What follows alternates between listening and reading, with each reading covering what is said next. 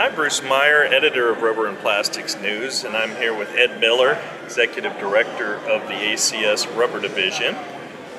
Ed, how's the Rubber Expo and International Elastomer Conference going in Cleveland this week? Actually, this is the biggest one we've had in, I would say, about 12, 13 years. We've been growing since 2011, every single year, bigger and bigger. We've got, this morning we had about 4,700 registered. We should go over 5,000 by the time it's done. We have 280 exhibitors, which is fantastic. That's the largest we've ever had. 156 high school students from all over Northeast Ohio. Great program for them. We've had the technical symposia is the biggest we've had. Student colloquium, it's so big that we can't even do the awards this week because they're still going. So we're going to have to send them later. So I mean, this is all good stuff, not bad stuff. And so everything around it, the buzz I'm hearing, you can see the show floor. It's just everybody's happy. Everything's going very well. What do you attribute the growth to? I think you always got to name first the industry. You know, and there's a reason, because they are. The industry's evolved in the last 15, 20 years. They know where it's going and they've been growing themselves.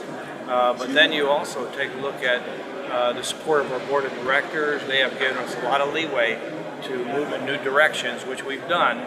I have a fantastic staff, and I'm sure you know them all. But they have done a super outreach program. We've gone to other countries, to different states.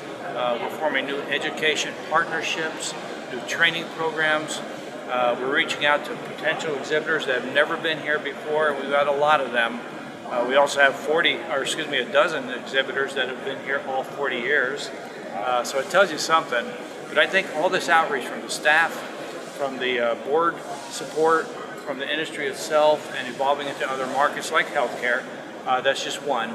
I think all of that adds up to it. Okay. Now you got a little bit of news for the Rubber Division itself. You're going to be moving. Yes. Now that should tell you something. We, for the first time in 108 years, we will not be on the campus. And we'll still work with the University of Akron, but we are buying our own building, a 3-story brick building over on, I believe it's on Cleveland, Mass. and 77 off of Gent. It's a great location.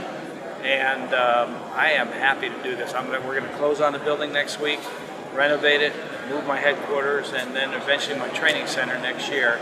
And it's going to be our design.